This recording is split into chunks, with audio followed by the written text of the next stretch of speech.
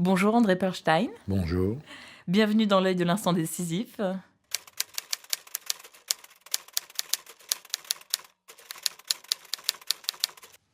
Je suis ravie de passer ce moment avec vous et j'ai hâte d'entendre les histoires qui entourent les 3 photos que vous avez sélectionnées pour nous. Donc, on vous a demandé de choisir 3 photos qui sont 3 photos qui s'inscrivent dans votre carrière comme des moments inoubliables. Alors, avant de commencer, André Perlstein, j'ose partager quelques photos et portraits que j'adore. Je me permets? Alors par exemple, il y a Jacques Brel qui joue en costume au foot avec des copains. Dites-moi, comment ça se passe pour prendre cette photo? J'ai un copain qui était journaliste hollandais, qui travaillait pour un journal qui s'appelait Het Parool. Et donc, lui, il me propose de faire un reportage sur Jacques Brel qui tourne son premier film comme metteur en scène à Blankenberg en Belgique. Donc, c'est l'hiver, il y a un hôtel qui est ouvert juste pour le tournage, que des acteurs belges, le plat pays, la mer, et le ciel gris, voilà. Et puis donc on boit. Jacques Brel me provoquait, il était en train de se rouler dans le canapé. Il me disait, viens me prendre des photos, imbécile. Il me disait, mais moi je ne voulais pas prendre de photos, j'aurais jamais fait ça, quoi. Mais il me provoquait. Bon, bref, donc on boit, etc. Je me couche et au premier étage, c'est important, je me couche au premier étage et là, évidemment, je me réveille tard, j'ouvre mes volets, qu'est-ce que je vois? Un mec, une silhouette sur la plage, en train de, avec une cigarette, mais une petite silhouette dans l'immensité, qui marche dans long en large. Je dis, mais c'est Jacques Brel. Je fonce sur mon téléobjectif, mon 200 mm, là, je fonce, je le fais à la netteté, et d'un seul coup, il se met à courir, avec sa cigarette à la bouche. Et je fais cette photo que tout le monde connaît, hein. Bien sûr. Elle fait la couverture de livres. Alors du coup, vous avez couvert l'univers de la musique, comme ça devrait être interdit, pour ne pas citer Johnny Hallyday, Léo Ferré, Georges Brassens, Barbara, Reggiani, Ray Charles, Miles Davis, Duke Ellington. Alors attendez, je vais commencer par une question simple. Qui est-ce que vous n'avez pas photographié? Ou mieux, qui est-ce que vous auriez aimé photographier et que vous n'avez pas immortalisé? J'aurais aimé photographier David Bowie, j'aurais aimé photographier certains grands chanteurs de rock, Bruce Springsteen, surtout dans ce domaine de la musique. J'aurais aimé photographier des grands chanteurs d'opéra parce que je suis tombé, quand on a aimé le rock et d'un seul coup, on va faire des photos comme ça par hasard sur des grands personnages, des stars, parce qu'il n'y a pas plus grande star dans la musique que les chanteurs d'opéra. Les chanteurs de rock à côté, c'est rien. C'est rien. Enfin, c'est pas rien, mais c'est... Jesse Norman que j'ai photographié, c'est une immense star de 130 kilos. Vous voyez, c'est Herbert von Karajan. Vous voyez, et je me suis trouvé face à ces gens-là, je ne connaissais même pas la musique classique. Mais ça, la musique classique, ça m'a plu. Et je suis devenu un fan d'opéra, et voilà. Parce que c'est en plus un spectacle plus la musique, vous voyez. D'accord. Donc vous avez aussi photographié les plus grands réalisateurs de cinéma, Jacques Tati, Oui. François Truffaut, Claude Lelouch, Chabrol, mais aussi les acteurs, bien sûr. Il y a Pierre Richard, Lino Ventura, Yves Montand, Jean Marais, Marcel Carné, Jean-Louis Trintignant. En fait, c'est incroyable, Et hein. franchement, vous me racontez ça, je m'en aperçois pas, je m'en suis pas. Je vous le dis, hein. C'était non, mais vous me faites le bilan là, c'est incroyable parce que je me dis c'est vrai, qu'est-ce que Mais oui, mais moi je vous le dis, voilà, c'est vrai. c'est incroyable ce que j'ai fait. Alors, André Perlstein, quelles sont les 3 photos que vous avez sélectionnées pour nous? Quelle est la première? La première, c'est la photo que j'ai faite au cours du tournage du Cercle Rouge de Melville, Jean-Pierre Melville. Pour moi, c'est aussi une de mes meilleures photos. C'est une photo que j'ai faite au cours de laquelle j'ai appris beaucoup de choses. Euh, donc nous sommes en 1968 ou 9, d'ailleurs je me souviens plus, c'est 69 je crois. François Giraud m'appelle, me dit voilà, Jean-Pierre Melville vient de m'appeler, je ne savais pas qui il était. Hein. Il vient de m'appeler, il m'a dit qu'il avait reconstitué au studio de Boulogne la devanture de l'Express de rue de Berry. Elle était caractéristique, le 25 rue de Berry, était caractéristique, pourquoi? En bas, il y avait la librairie de l'Express, écrit en gros, en néon. Vous voyez? Oui, oui. Et dans les studios, il avait reconstitué la façade, et il se passait une scène où François Perrier serrait la main de Bourvil.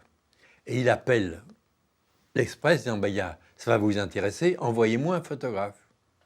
Et j'arrive, et là j'avais déjà fait quelques reportages dans les studios, mais là, il régnait une atmosphère, c'était... À couper au couteau. Ouais, j'arrive là, et puis Jean-Pierre Melville me dit, viens vers moi, et il me dit, Monsieur Perlstein, je veux une photo particulière que vous allez faire pour moi. Et il fait comme ça. S'il vous plaît, Monsieur Delon, Monsieur Montand, Monsieur Perrier, Monsieur Bourvil, vous êtes à la disposition de Monsieur Perlstein pour faire une photo. Là, je suis terrorisé. J'imagine. Parce que j'étais tout jeune photographe de l'Express à ce moment-là, hein, et je suis perdu, je transpire, je suis mal. Et il me dit, mais naturellement, je me mettrai au milieu, vous me dites quand vous êtes prêt. Je suis perdu, je ne sais pas quoi faire. Et là, il y a un machinot qui vient, qui avait écouté tout ça. Alors c'est un machinot à casquette, vous voyez, le pantalon à bretelles, les pousseurs de travelling, vous voyez. Je vois très bien. Des mecs merveilleux qui connaissent le cinéma par cœur. Et la lumière. Et qui connaissent tout par cœur. Oui, bien sûr. Il me fait Coco, alors Coco, t'es dans la merde. Hein. Il dit, on va te sortir de là, t'inquiète. Oh, chouette. Alors, il m'installe, me dérange un peu les projos, et puis je les mets, comme je ne sais pas quoi faire, je les mets en randonnion. Mais ce qui me frappe tout de suite, techniquement, je le dis, je suis avec un 24 mm, donc un grand angle, qui donne des fuites quand on prend les photos, vous voyez, techniquement. Et là, au néon, dans le décor, il y a des néons. Et ces néons sont en fuite, et avec mon grand angle, ça fait des fuites au plafond. Dans l'œilleton, avant qu'il soit en place, je dis ça, c'est une chouette photo. Par le cadrage, je sais que ça va être une chouette photo. Melville se met au milieu, il garde son chapeau de cow-boy. Et là, ils font une vraie photo. C'est que chacun des personnages prend une attitude. Ah oui, là, c'est le moins qu'on puisse dire. Delon, Montand, chacun prend une attitude de voyou qui correspond à l'atmosphère du film. André Perlstein, quelle est la deuxième photo que vous avez choisie pour nous? C'est la photo de Charlie Chaplin. Cette photo, elle est restée dans mon cœur. Hein. Et en plus, elle représente, pour moi, comme j'étais débutant, d'un seul coup, moi qui sors de la misère, de l'armée et tout ça, je ne fais pas de misérabilisme, mais c'est la vérité. Et on m'envoie, pour la première fois de ma vie, on m'envoie à Londres photographier Charlie Chaplin. Et on m'envoie dans un palace. Je n'avais jamais eu de palace dans ma vie. Alors, on me l'amène d'abord dans une chaise roulante, et puis on me le met debout. Mais il y avait un filet de lumière qui passait entre deux rideaux de la fenêtre. Et là, la chance, c'est pas moi qui l'ai mis là, on me l'a mis debout, et la chance est qu'il est tombé juste dans l'arrêt de lumière. Donc j'avais un petit peu de lumière, plus il y avait un poteau qui était à ma droite, donc je me suis appuyé sur le poteau. Et il était debout devant moi, et sa femme lui dit « Charlie, essaye de faire ton mouvement de l'œil comme ça, comme tu faisais. Si on agrandit la photo, on voit qu'il tente de le faire. Ouais. Mais là, c'est un peu morbide. On voit ce vieillard. Là, je suis pas content de ma photo. Je trouve que c'est... Et là, il y a un bouquet de fleurs sur la table qui est à côté. Je prends le bouquet de fleurs, je lui plante dans les mains. Et ça fait une photo assez formidable. Et là, d'un coup, ça fait une photo incroyable. Elle est dingue, cette photo. André Perlstein, quelle est la troisième photo que vous avez choisie pour nous? Ah ça, c'est un bon moment aussi, c'est Gainsbourg. Oh là là, le hasard. Chance. Alors, Gainsbourg, le hasard. Alors là, je suis plus je travaille à Elle, beaucoup. On me dit un jour, voilà, on fait la couverture avec Gainsbourg. Il arrive au studio à 10h du matin. Et il me dit, écoute, tu vas dire à ton assistant qu'il aille m'acheter 2 bouteilles de pastis. Mon assistant s'appelait Fabien Perrotin, qui aimait bien la boisson aussi. Donc, il prend les sous de Gainsbourg et il va acheter 2 bouteilles de pastis. C'était au studio de Saint-Ouen, le studio d'OL à Saint-Ouen. Un super studio où toutes les stars de la mode ont défilé là. Avec la lumière d'entrée au studio, avec le nom du photographe sur la porte et tout ça. Là, je commençais à rouler ma caisse. Hein. Et alors, bon, il vient et ils attaquent. Moi, je ne bois pas, mais je fais semblant. Mais mon assistant et eux, ils trinquent, etc. Mais on fait les photos. Et il est 10h du matin. Et il est 10h du matin, mais on change de pose, on change la lumière. Mais il boit. Mais il est hyper professionnel, quoi. On dit, il doit... C'est une Rolls. Il peut absorber, mais je me dis avec ce qu'il boit, puis il ne mettait pas d'eau dedans. C'était du pur. Hein, Bref, ça se passe hyper bien. Et c'est fini, on se salue, mais il passe prendre ses affaires dans le vestiaire. Et en passant dans le vestiaire, il y avait une styliste qui avait dû faire des photos avec un... Kimono. Et le kimono, il est pendu au porte-manteau, et il me fait... Parce que là, il était fait. Hein, il me dit... Ah ben, on n'a pas fait de photo avec le kimono. Pourquoi on ne ferait pas des photos avec le kimono? Je lui dis, tu veux? Ah, il me dit, bah, pourquoi pas? Paf, c'est parti. Et c'est comme ça que je remets la lumière, je fais 10 photos. Là, j'avais un appareil, c'était un grand format. J'avais un grand format, les photos, elles sont hyper piquées, etc.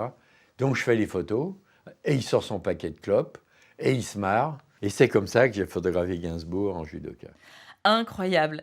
Merci 1000 fois André Perlstein pour toutes ces aventures qu'on a partagées ensemble. Avant de nous quitter, est-ce que vous auriez un petit conseil à donner à de jeunes photographes en quête d'authenticité? Alors, je donne des cours de photo dans certaines écoles. Je m'amuse beaucoup, mais la question récurrente, c'est « Je voudrais être photographe, mais alors, quel appareil je dois acheter ?»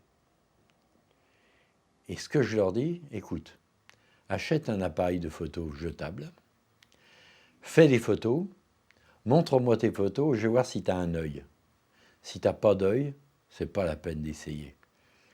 Et en général, ils sont dépités parce qu'ils pensent que c'est l'appareil de photo qui fait la photo, vous voyez. Mais on fait... L'œil est un appareil de photo. Ce qu'il y a dans l'appareil de photo, c'est un intermédiaire. Mais pas simple. L'œil, ça va plus loin que l'œil. C'est un état d'esprit, c'est une manière d'être, la photographie. L'appareil de photo, c'est rien. Un œil, ça se travaille. Mais c'est comme le tennis, où on est un laboureur et on tape fort dans la balle et on met son adversaire à 5 mètres, où on a du talent comme Federer, et là, on caresse la balle. Vous voyez ce que je veux dire? Où on a du talent, où on travaille. Mais quand on fait les deux, et là, on est champion du monde. C'est mieux, champion du monde. Merci 1000 fois André Perlstein. Merci. Je suis C'est moi enchantée qui de vous notre remercie, on rencontre. a passé un excellent moment. Je suis ravie. Merci.